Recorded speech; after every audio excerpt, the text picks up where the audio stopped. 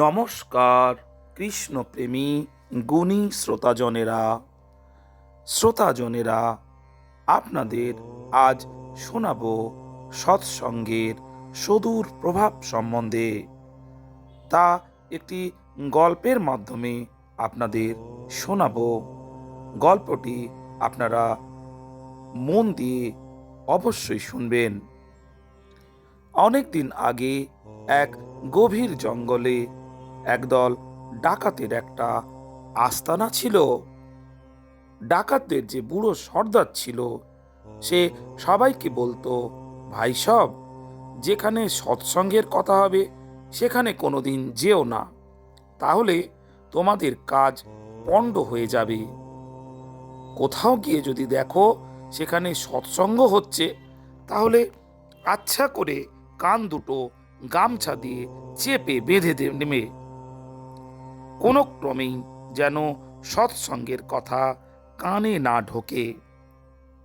ডাকাতরা এই রকম শিক্ষাই পেয়েছিল।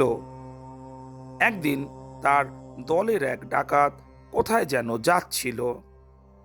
রাস্তার এক জায়গায় গিয়ে সে দেখল সৎসঙ্গের কথা হচ্ছে।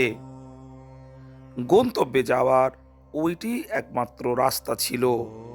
কাজেই ডাকাতটি তার কান দুটো দু হাতে চেপে ধরে তাড়াতাড়ি জায়গাটা পেরিয়ে যেতে চাইল।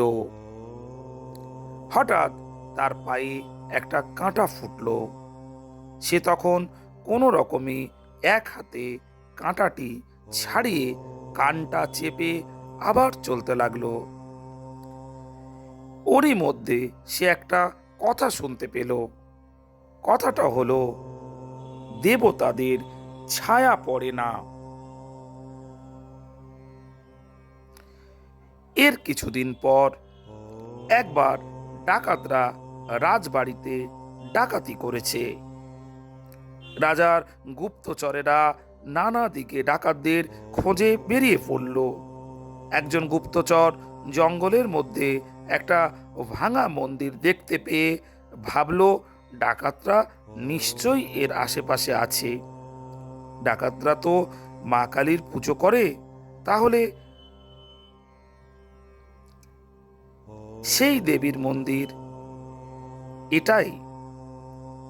গুপ্তচরটি তখন দেবীর সাজে সেজে মন্দিরে ঢুকে দাঁড়িয়ে রইল।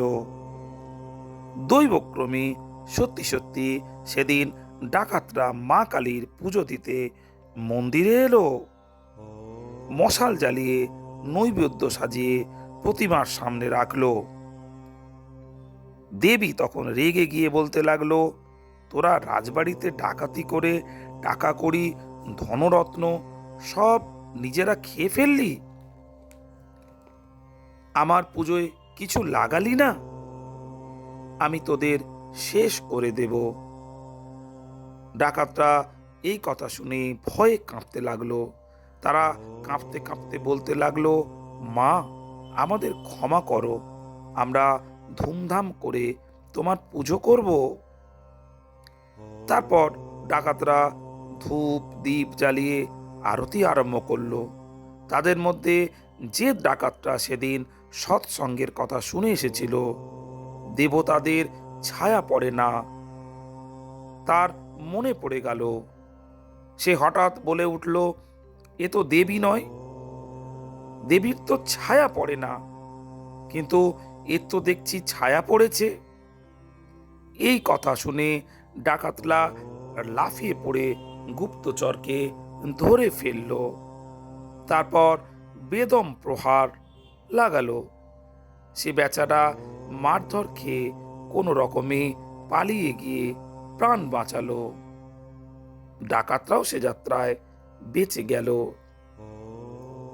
গুণী শ্রোতাজনেরা, সৎসঙ্গের এক টুকরো কথার কি কম প্রভাব? সৎসঙ্গ করুন, ভগবান শ্রীকৃষ্ণের আরাধনা করুন। এই কলিযুগ থেকে মুক্তি পেতে, আমাদের এই কলিযুগে সুস্থ থাকতে, ভালো থাকতে ভগবানের শরণাপন্ন হতে হবে। গুণী শ্রোতাজনেরা, কৃষ্ণ চর্চায় সৎসঙ্গের প্রভাব গল্পটি যদি আপনাদের ভালো লেগে থাকে তবে চ্যানেলটিকে সাবস্ক্রাইব করতে ভুলবেন না। আর বেশি বেশি লাইক সাবস্ক্রাইবের মধ্য দিয়ে আপনারা অন্য শ্রোতাজনদের শোনার সুযোগ করে দিন। ভালো থাকবেন শ্রোতাজনেরা। নমস্কার।